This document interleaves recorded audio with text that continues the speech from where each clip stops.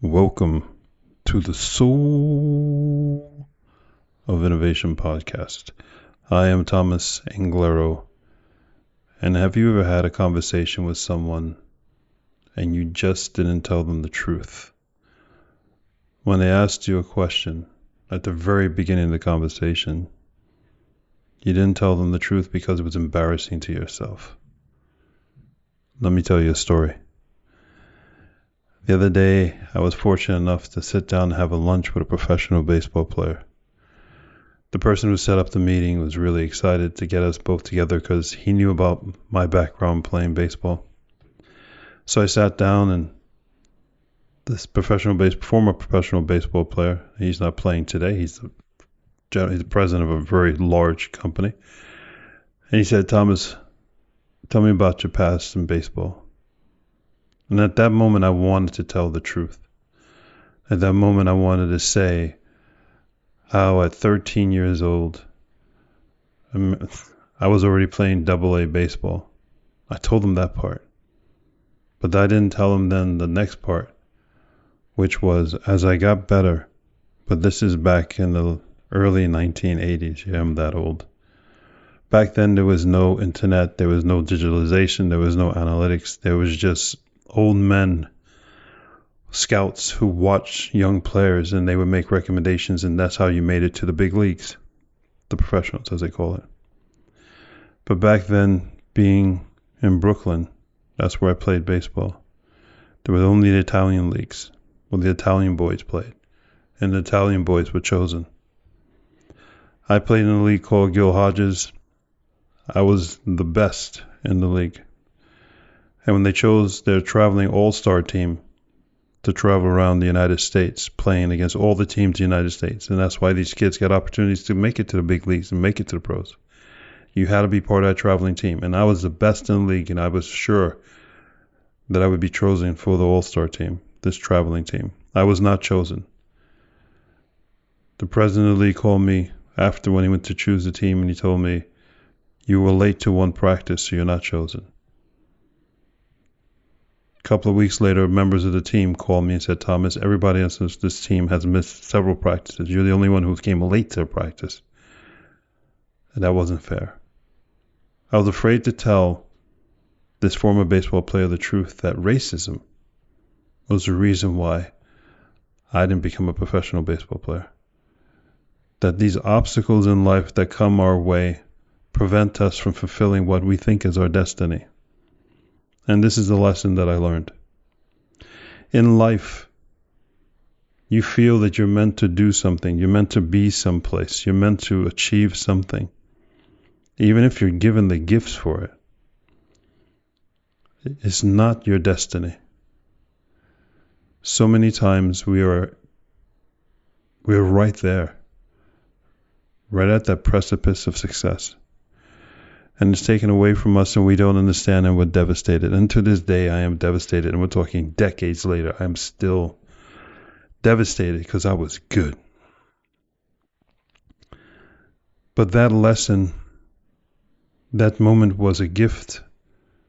A gift to know that I was good. A gift to know that I have the talent.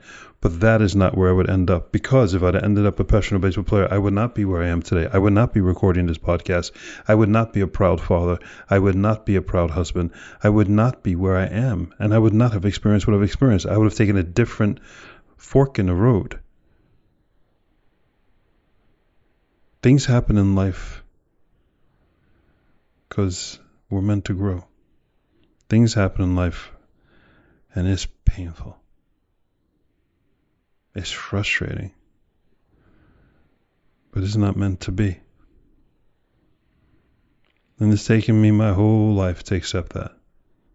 To accept many, many instances, but this is just one. But it's a perfect example of it. It wasn't meant to be.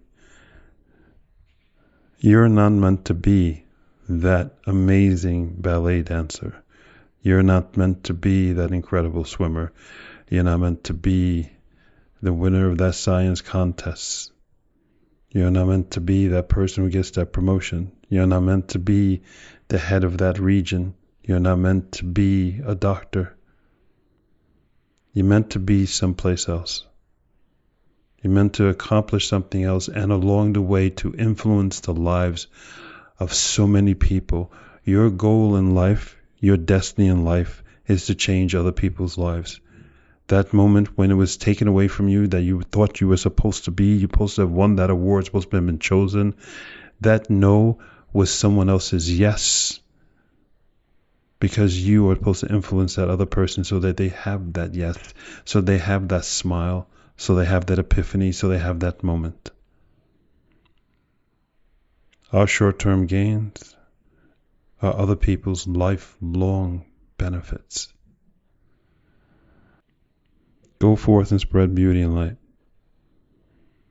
It's really hard to let go of these past memories that haunt us for so long. But I want you to think of those things as not as hauntings, as toll posts in the road where you met your future self, and your future self said, you are good enough to win this award. You are good enough to get this promotion. You are good enough to be chosen for this. But it's not meant to be. You have to go this way now. And that life just wanted to give you a taste of what and who you are and how good you are. Got that taste? Now we have to take you this way. I almost see it like a person putting their arm over my shoulder. And like the future version of me putting an arm over me when I was 16 and I was good. Saying, Thomas, you are this good. You can play the pros. You're the best. But this is not what it's meant to be. This is not where you're meant to go. You have to go this way now. If you see hurdles in life, moments in life, like that future version of yourself, putting an arm around your shoulder, giving you a hug at that moment, and changing your life direction, then life is even more beautiful than you've ever thought it was. It's always been beautiful. We just feel sorry for ourselves for too long. Now let's just be happy that we get to meet ourselves, our future self, all the time, and that we're never alone. In those most critical moments when we have to make decisions, or decisions are made for us, we're never alone. We always have ourselves. I'm Thomas Anglero. Reflecting hard so that you feel better and I feel better about the things we accomplished, or the things that other people would say, well, you didn't accomplish anything. No, I accomplished a lot. I made it to the big leagues. But my future self and I, we decided to go forth and spread beauty and light and influence and change the world for others. We didn't give up our dream. We still dream it, but we help other people to have even bigger dreams. I love you all. Until next time. Thank you for listening to that episode. If you want to contact me, you can contact me on my website at anglero.com, and you can also subscribe to the newsletter. Or you can find me anywhere on social media with Facebook, YouTube, Instagram, and Twitter. Thank you so much, and I hope to hear from you very soon.